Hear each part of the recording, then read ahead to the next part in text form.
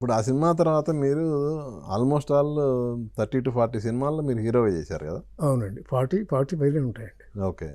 So hero వాటిల్లో మీకు బాగా అంటే మంచి పేరు తెచ్చినాయి అంటే ఏంటి? ఫస్ట్ చిలకమ్మ చెప్పింది. హ్మ్. చిలకమ్మ చెప్పింది అద్భుతమైన పేరు తెచ్చింది.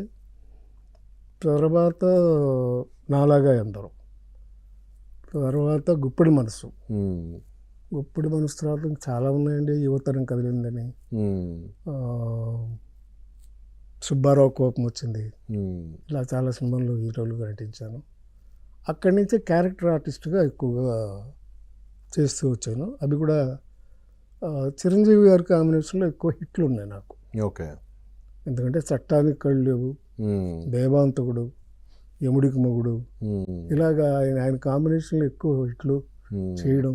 ఇవే కాకుండా నేనున్నా లేకపోయినా ఆయన స్క్రిప్ట్లకు వర్క్ చేసేవాడిని నేను. ఓహ్! సత్యానంద్ గారు నేను కూర్చుని యముడికి మొగుడు కథ తయారు చేసుకున్నాం, అత్తకెమ్ముడు అమ్మాయికి మొగుడు కథ, ఇలా చాలా సినిమాలకి స్క్రీన్ ప్లే కూడా చేశాను. నేను ఓకే. ఎప్పుడు పేరు వేసుకోలేదు. హ్మ్. Behind the screen okay.